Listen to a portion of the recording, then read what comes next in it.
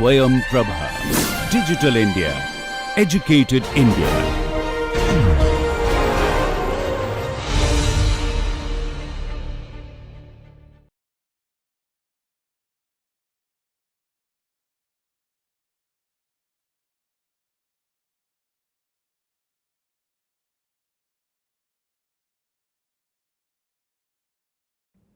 Welcome students to the lecture of Political Leadership and Communication.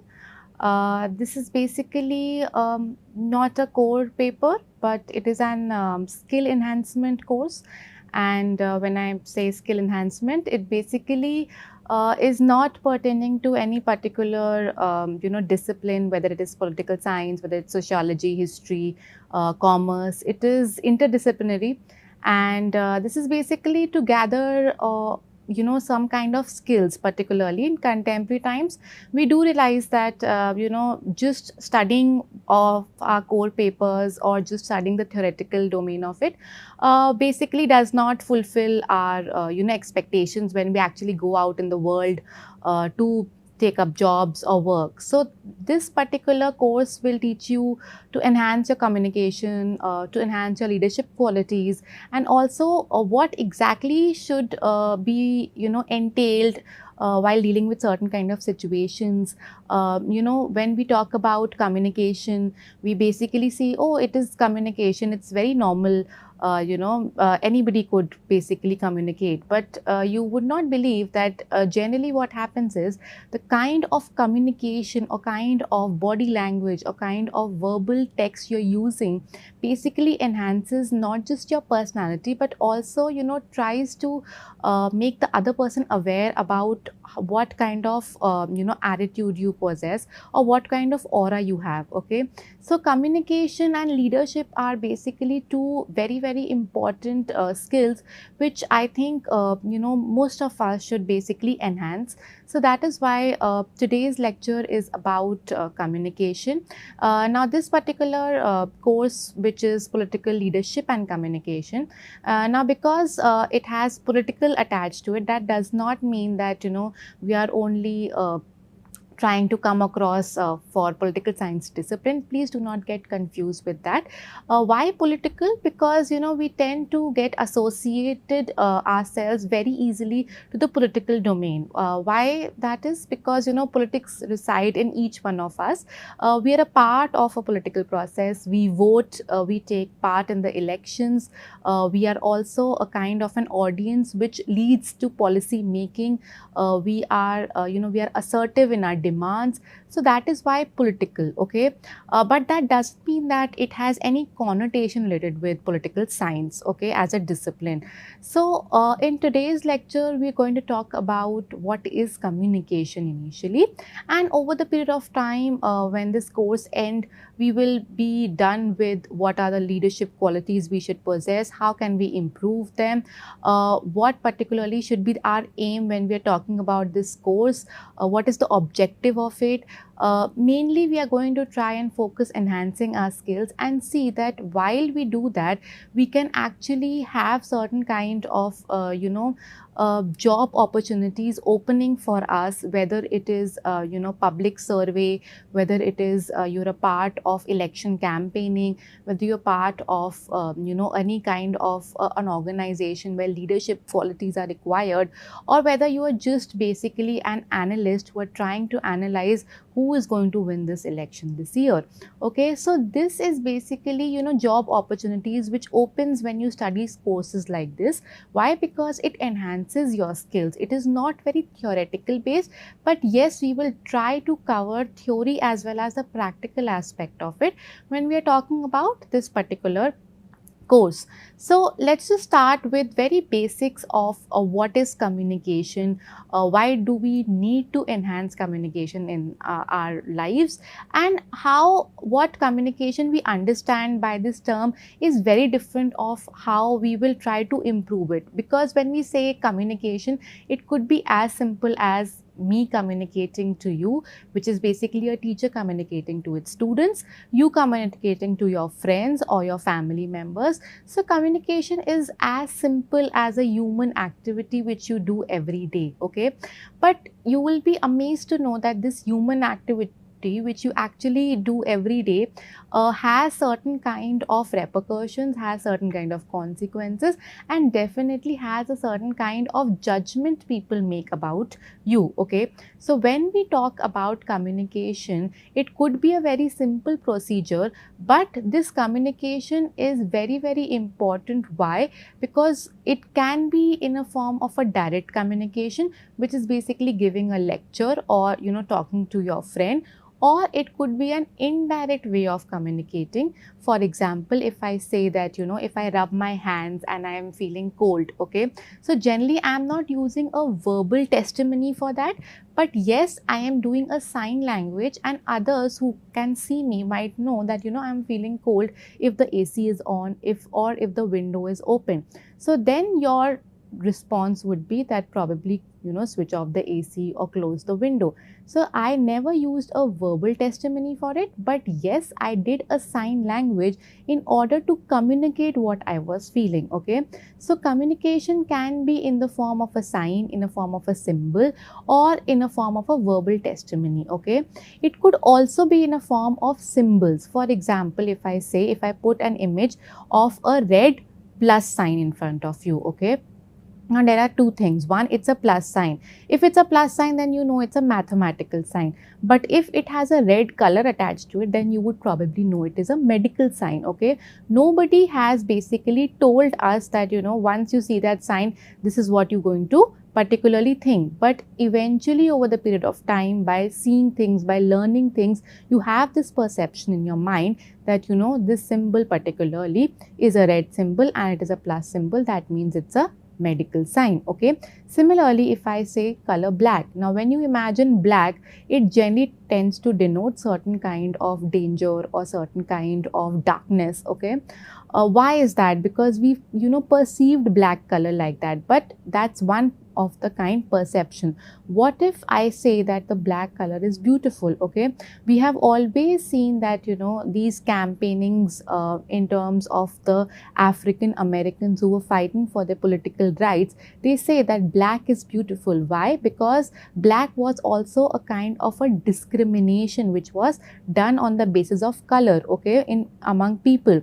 So then we say, when we talk about this kind, so the black color could have a positive angle, could have a negative connotation, and also could have something called a reformative. Reformative basically means that it is trying to transform the society by accepting that people are black in color and they are humans after all, and that is why they should be treated equally, why this discrimination should exist in the first place. So these are the kinds of perceptions we have whenever there's a communication being made or whenever there is a sign or a symbol, okay?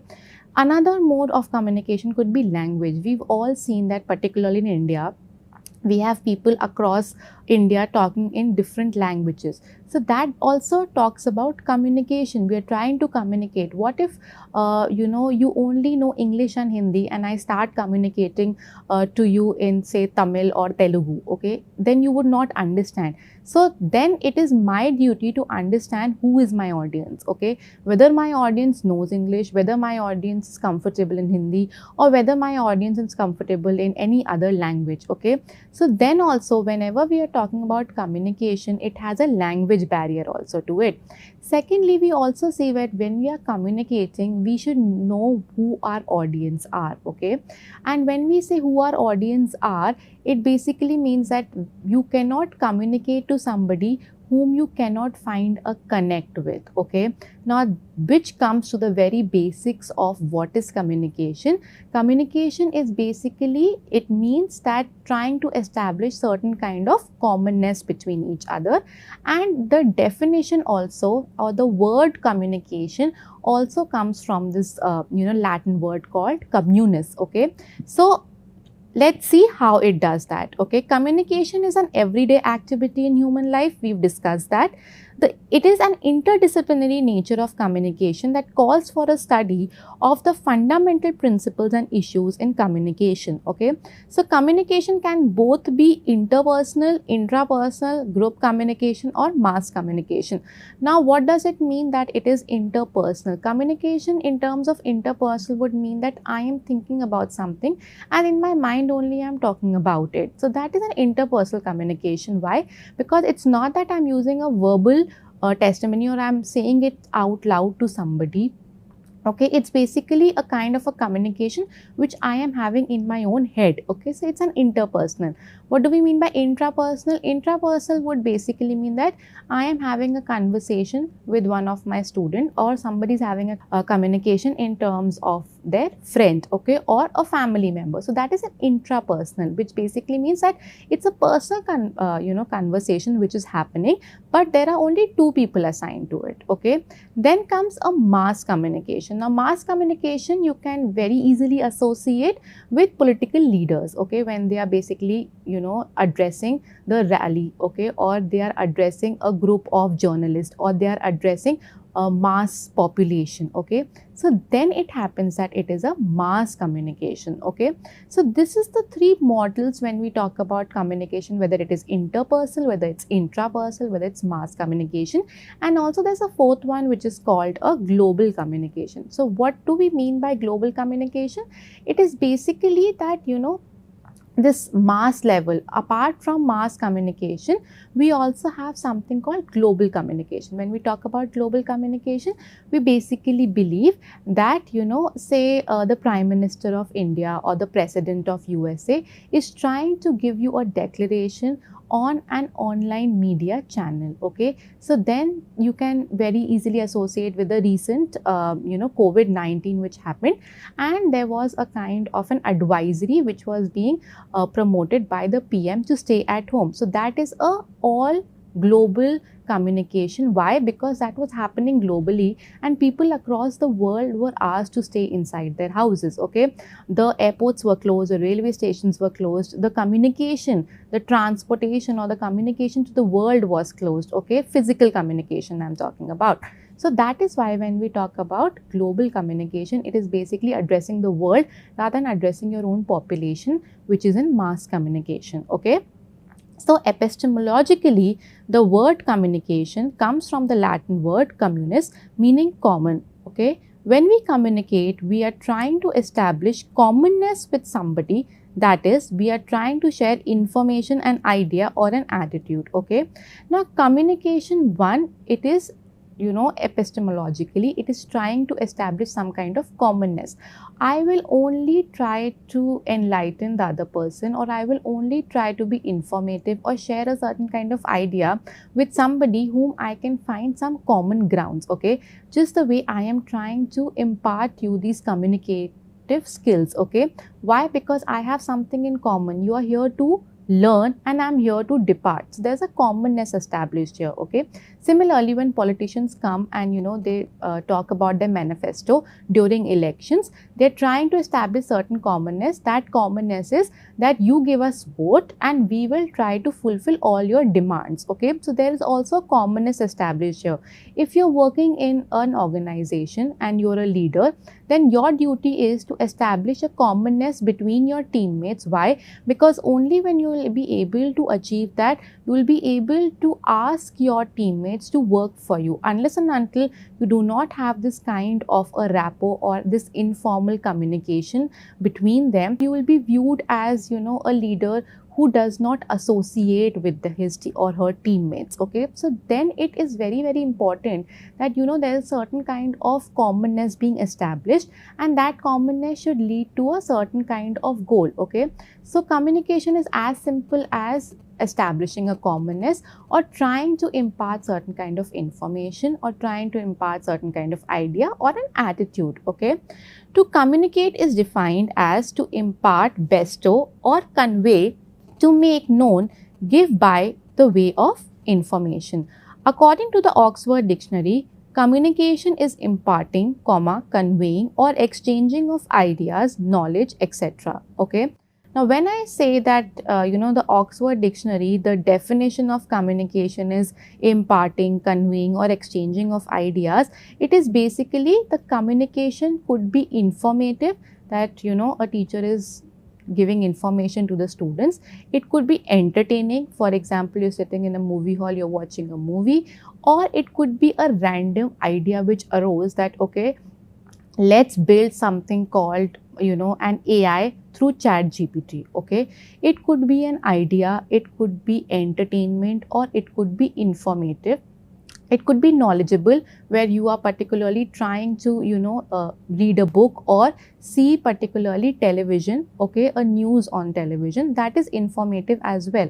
So then we say that the communication particularly is not just about, you are verbally saying something. It could be a communication where there is no verbal testimony happening, but still there's an information being established. Okay, by means of speech, writing, or any attempt to define communication has to take into consideration the idea of mutuality and commonness and exchange, a shared environment, a social relationship among the participants, and the existence of a common need, urge, aim, or goal. Okay, so again I say, if there's a need, okay, need is basically the people need their politicians. Why? In order for their demands to be accepted. Okay, there is a need for to the leader to have a very good, members in his team. Why? Because he needs to get the work done. Okay, if it's a goal oriented organization, you have to establish a goal, you have to achieve a goal, then also you need to communicate with. Or if it's an urge, okay, for example, it's my urge to eat an ice cream. So what will I do? I will go to the vendor, I will ask for the ice cream. That is also kind of a communication. So then basically what we mean is understanding a kind of a commonness or a mutuality which should exist whenever we are communicating. Okay. Now, what are the definitions of communication and how have different authors actually perceived communication as over the period of time? We're going to study that. Okay. According to Dennis McQuill, a communication is a process which increases commonality. Okay, he describes human communication as sending from one person to another of a meaningful message. Okay, now this is very clear that this does not require any kind of explanation. Okay, whereas the second definition, which is given by Harold Laswell, says that who says what in which channel to whom with what effect captures the essence of communication process. Now, Harold Laswell is very, very important when we're talking about communication. Why? Because he's saying that who says what in which channel and to whom with what effect. Now, this is a kind of a linear communication if you see closely. So, who says? Who is a person who is basically either saying something or writing something or, trying to impart something. Okay, what is basically the message here? What is the message? Whether it's informative, whether it's entertainment, whether it's just an advisory or an idea. Okay, so what is the message here? Okay, in which channel? So now then the communication, if it's a linear process, it would need a medium. Channel is nothing but a medium through which this communication is being imparted. If it's a journalist, so journalist is imparting a message on the media platform or television, that is a channel, to whom, which is basically the audience, with what effect. Now, till Harold Laswell got into this definition of communication, communication was only limited to the person who is saying it, the message which is being departed, the channel which is being used, and the receiver, which is the audience. The effect part is basically a kind of a feedback. Okay, now this arose when Harold Laswell says that it is only important to understand the feedback. Why? Because till the time we do not know that whether our communication, what we basically imparted, actually reached the receiver or he or she understood or perceived it in a right manner.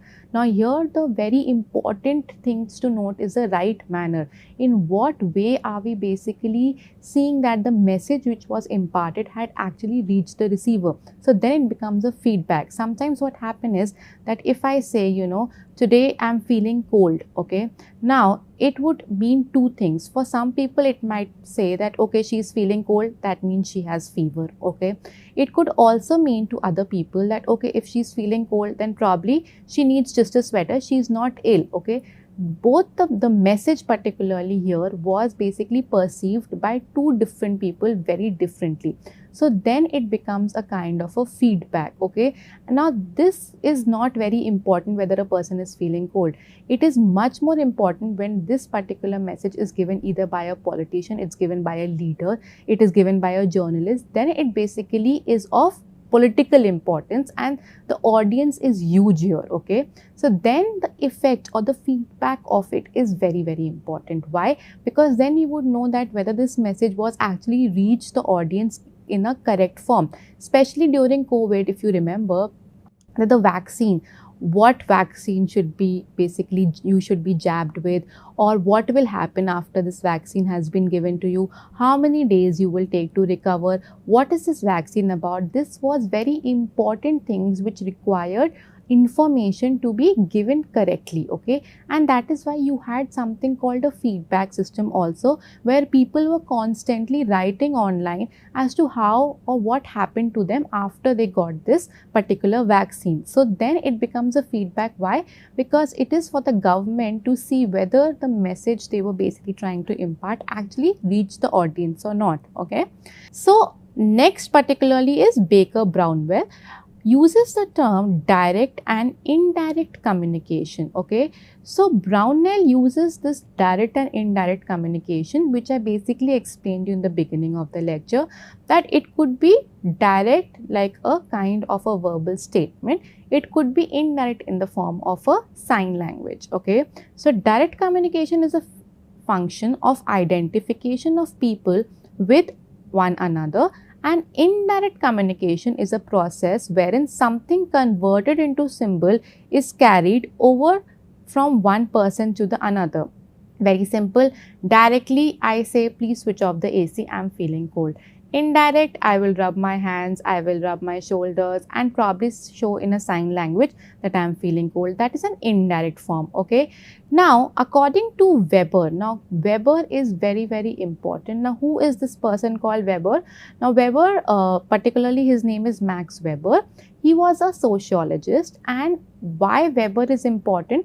Because he was one of a very few particular sociologists who came up with this idea that this communication can only be effective if it is reached through legal and rational way. So Weber was a person who would try to basically communicate in the form of say writing, in the form of say defined kinds of rules and regulations, because according to him, if your communication is happening in a very authoritative way, if it's happening through a legal process, then the effect of it is very, very naturally good. Why? Because that is in a written form. There could never be anything which could go wrong in form of a message which we are trying to deliver here. So Weber is a person who is very much in favor of a kind of a communication which is based on certain kind of rules, regulation, with certain kind of authority coming in here. So Weber says that highly formalized approach using written communication and adhering to rules and regulations in a specialized hierarchical structures, he viewed informal communication channels as potentially detrimental to the organization's success. Okay, so now here what Weber is doing is Weber is trying to tell you that this kind of communication which is happening especially in organizations. Now understand that when Weber was writing, he was basically writing for this bureaucratic structures. Okay, so Weber's theory is bureaucracy and he's basically famous for that. And according to him, any particular say bureaucratic structure, in order for it to work efficiently, what is required is certain kind of authority, certain kind of formalized structure and certain kind of written communication along with the hierarchical lines. Now when we talk about hierarchical lines, it basically means a top-down approach. Okay, so when we are talking about that, Weber is saying that this kind of communication which is in the form of a written communication, it is following certain kind of rules and regulations, it is following a procedure, a hierarchical procedure, only then this kind of communication will be effective. Why? because it is following a linear process and there are very less chances of anything going wrong here, okay? Whereas according to him, an informal communication would be very detrimental. Why? Because when we talk about informal communication, again the perception part comes in, the human behavior comes in, okay? Any particular sentence could be perceived by any individual differently. So that is why according to him, informality, if we establish that, one, the work would not be done. Why? Because then people would not take you seriously, and also that this kind of communication might lead to perceiving of messages differently, okay? While on the other hand, we have Francis Taylor. Now Taylor is also very famous in administrative theories. He's also a sociologist who's writing particularly saying how the administration should work, what kind of communication should happen, whether it should be a linear communication, whether it should be a vertical communication, whether it should be a horizontal communication, okay? So Taylor says here that the communication is believed to focus on productivity. According to him, informal channels of communication are often used in modern organizations to enhance productivity as against a strict following of procedural communication in Weber's model, okay? So here Taylor is trying to tell you that informal communication is very important in contemporary organization. Why?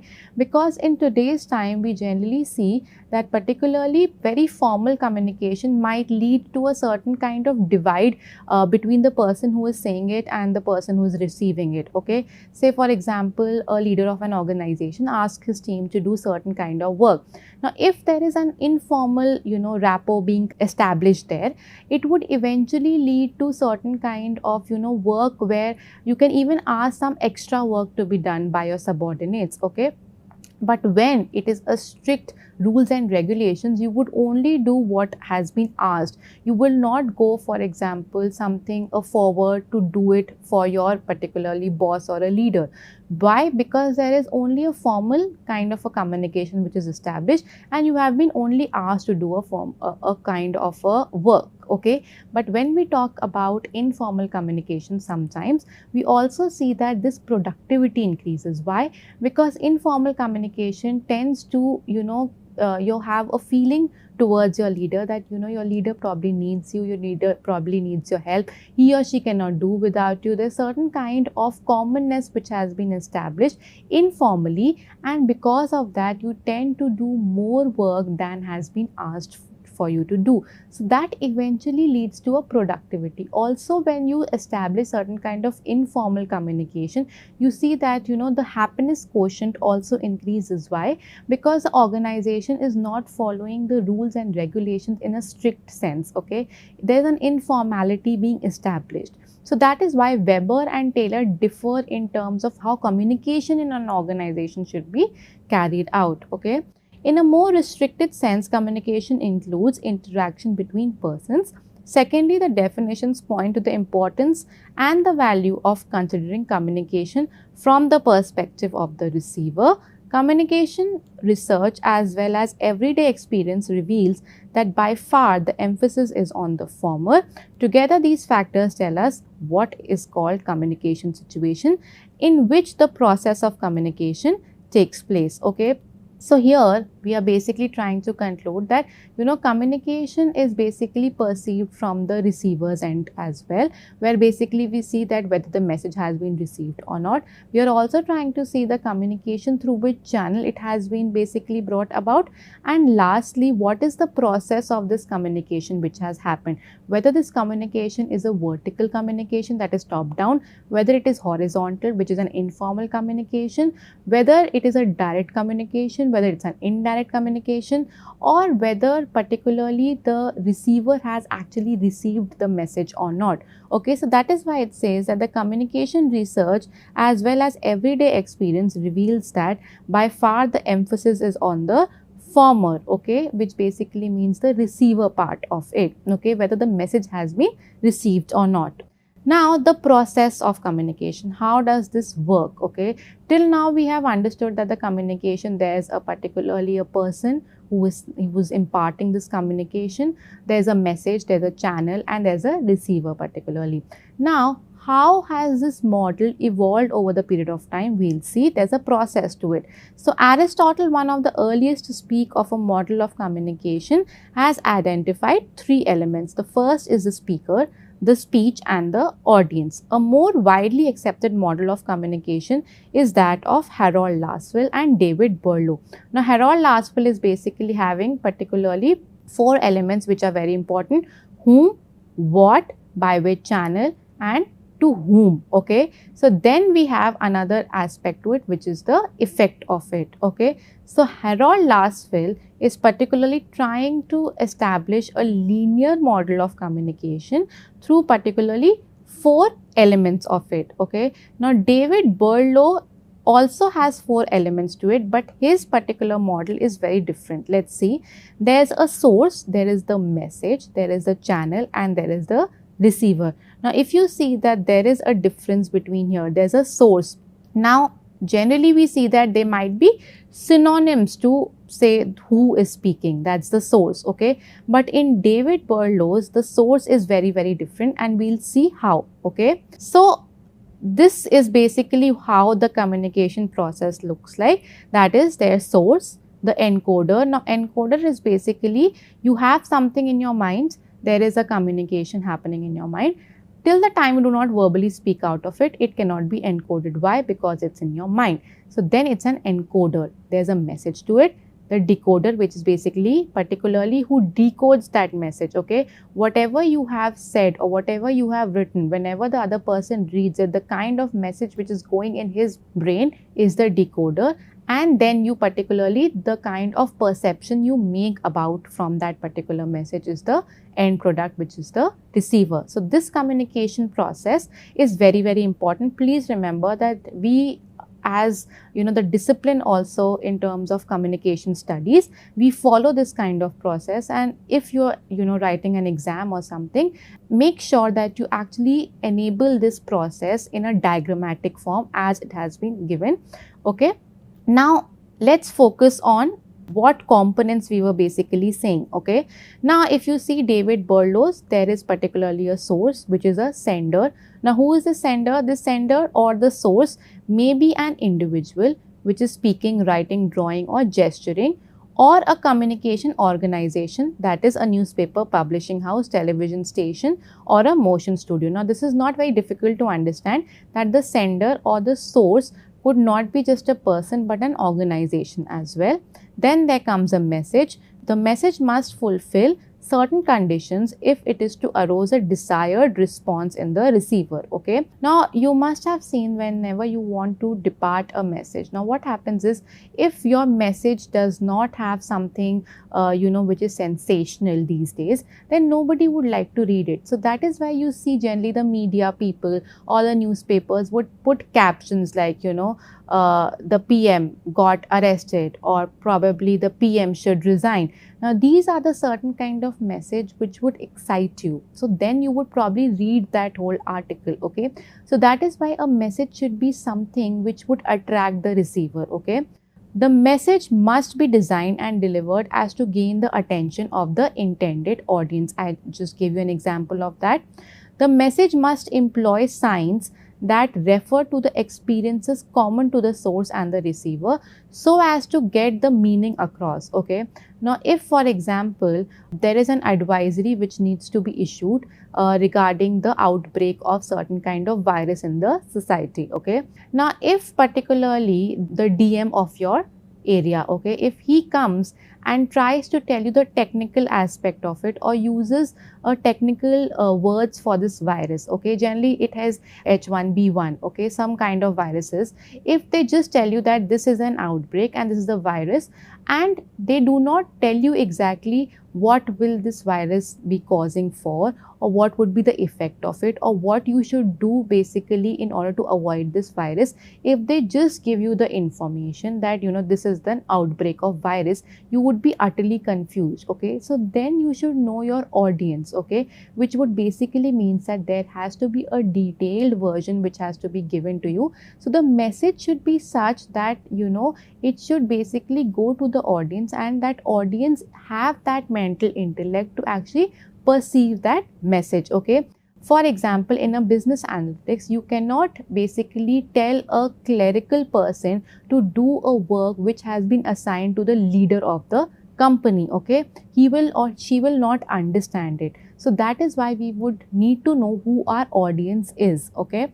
The third is the message must arouse the needs in the receiver and suggest some ways to meet these needs, okay? So the message must arouse the needs in the receiver and suggest some ways to meet these needs, okay? It could be a message like a political message, and particularly these political messages are designed to have certain kind of commonness, and that is why it is basically seen that these kind of manifestos which political parties come across generally are fulfilling certain kind of needs of the people, okay?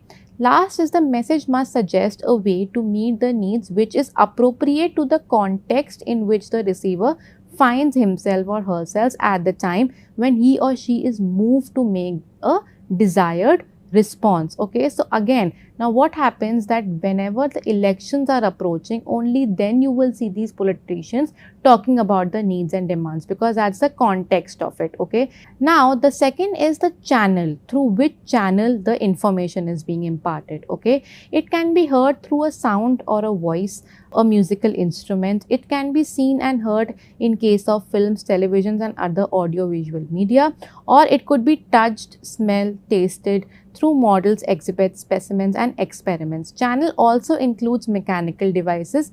No messages can be transmitted unless they are encoded, okay?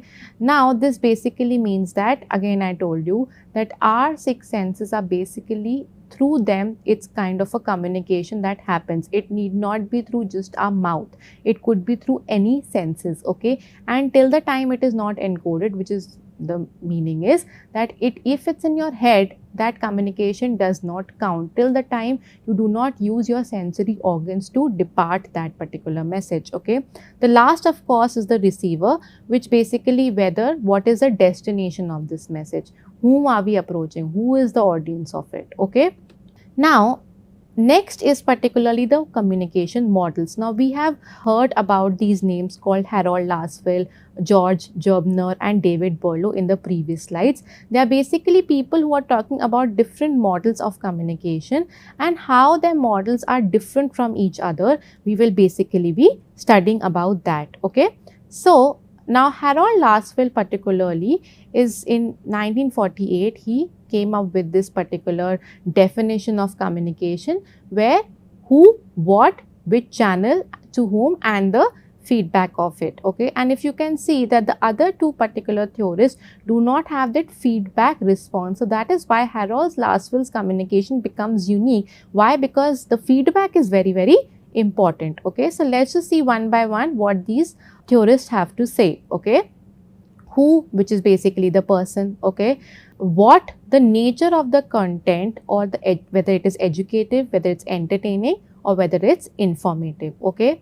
The channel, whether it's print media, audio visual or particularly data processing, okay? Data processing is basically something, for example, you have that 50% of the voters voted in this election, okay?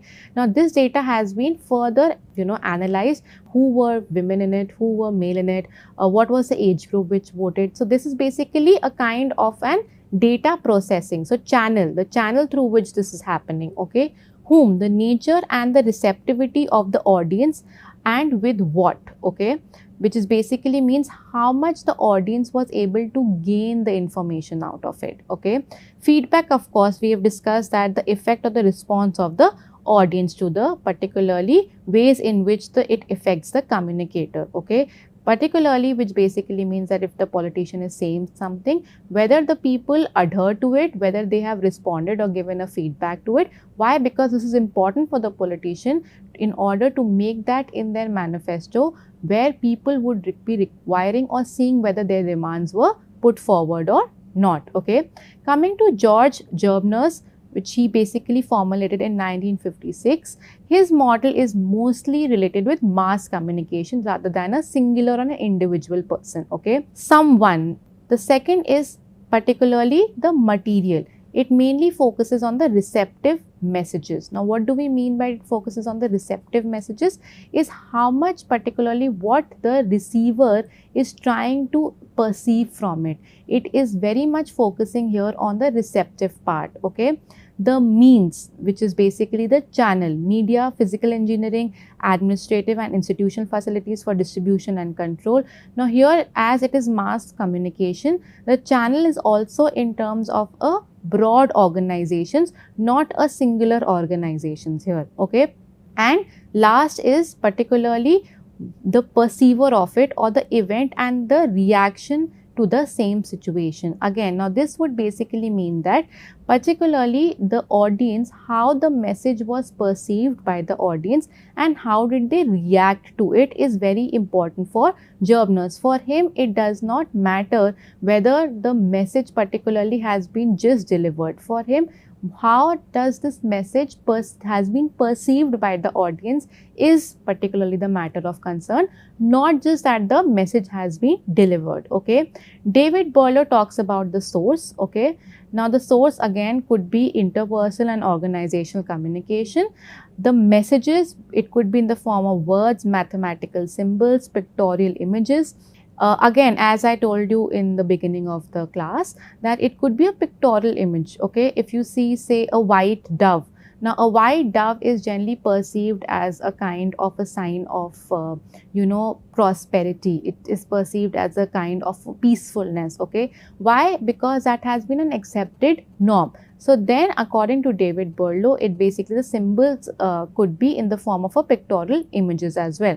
The channel is generally print electoral media. It is not basically, while when you see the other two, there were basically data processing, there were institutional facilities. For David Boileau, this channel basically includes the print electronic media, okay. The last is the receiver, which is the general audience, and a specialized audience, okay. It could be both. It could be general audience or it could be a specialized audience. Now, if you see the